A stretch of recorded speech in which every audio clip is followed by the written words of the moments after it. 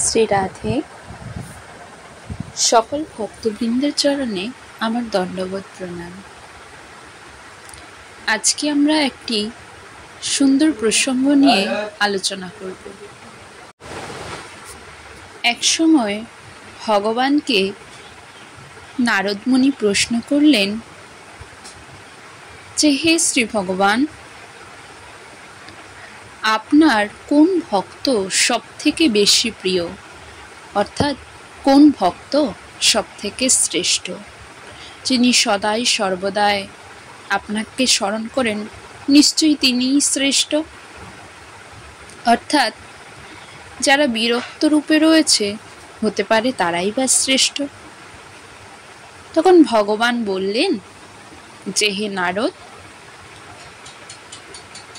তুমি একটি কাজ করো, আমি তোমাকে এই এক বাটি ঘি দিলাম, তুমি এই এক বাটি ঘি নিয়ে পুরো ব্রহ্মাণ্ডকে পরিক্রমা করো, আর লক্ষ্য রেখো যেন এই বাটি থেকে এক ফোঁটা ঘিও না পড়ে। আর এটিকে নজর রাখবার জন্য আমি তোমার পিছন পিছন আমার সুদর্শন চক্রকে ধাবিত করলাম। যদি এক ফোঁটা ঘিও পড়ে যায়, তাহলে মনে রাখবে আমার সুদর্শন চক্র দ্বারা তোমার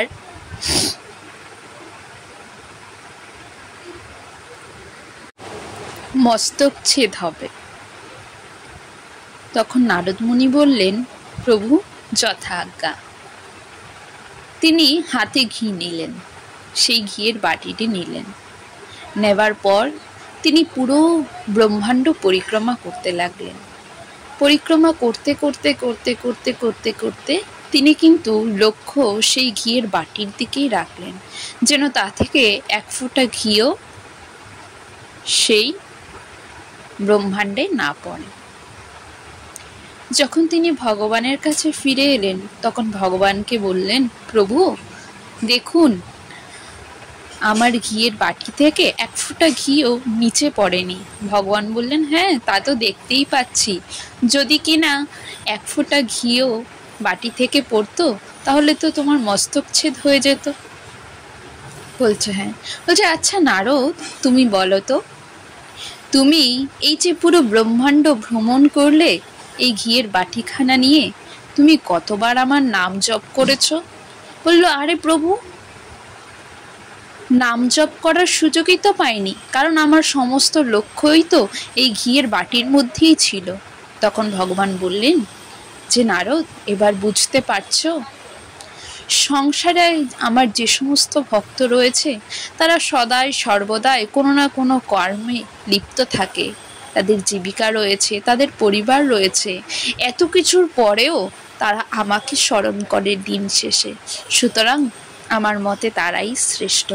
তারা ভক্তি সহকারে আমাকে স্মরণ করে দিন শেষে এবং আমাতেই সমস্ত কর্ম সমর্পণ করে।